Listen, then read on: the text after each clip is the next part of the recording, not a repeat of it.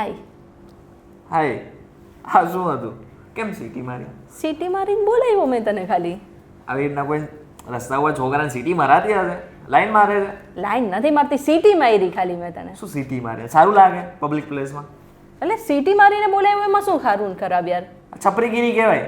અરે હું તો બસ નોલેજ આપું છું કે આપણા ભારતમાં એક એવું ગામ આવેલું છે જ્યાં લોકો એકબીજાને નામથી નથી બોલાવતા, સીટી મારીને બોલાવે છે. ઓ આ ગામનું નામ તો મને ખબર. તમને આ ગામનું નામ નથી ખબર ને? તો જાણવા માટે આ વિડીયો આખો જોઈ લેજો. હા આ જ છે આ ગામનું નામ. તમે આવી ગયા છો VTVGujarati.com પર ને મારું નામ છે મેઘા. હવે આ વિડીયો આખો જોતા પહેલાં એક કામ કરો કે પ્લે સ્ટોર પર જઈને તમે મારી એપ્લિકેશન ડાઉનલોડ કરી લો. હવે આપણા ભારતમાં ઘણા બધા ગામ આવેલા છે અને આ દરેક ગામની અલગ અલગ ખાસિયત હોય છે. પણ શું તમને એ ખબર છે કે આપણા ભારતમાં એક એવું અનોખું ગામ આવેલું છે જ્યાં લોકો એકબીજાને નામથી નથી બોલાવતા પણ એકબીજાને સીટી મારીને બોલાવે છે. હવે આ ગામની જે આ શૈલી છે તેના કારણે જ આ ગામ દુનિયાથી અલગ બને છે. હવે આપણે સામાન્ય રીતે આપણા બધાનું એક નામ હોય છે, આપણા માતા પિતાએ આપણે એક નામ આપેલું હોય છે અને આખી દુનિયા આપણે એ નામથી બોલાવતી હોય છે.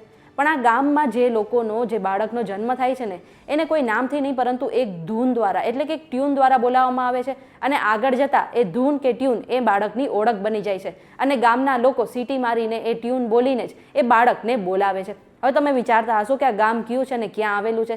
તો આ ગામ આપણા ભારતના મેઘાલયામાં આવેલું છે અને આ ગામનું નામ છે કાંગથોંગ. આ જે ગામ છે તેમાં જેટલા પણ બાળકોનો જન્મ થયો છે એમનું કોઈ જ નામ નથી અને લોકો તેમને સીટી મારીને બોલાવે છે અને આ તેમની અલગ શૈલીને કારણે આ ગામને વિસેલિંગ વિલેજ પણ કહેવામાં આવે છે.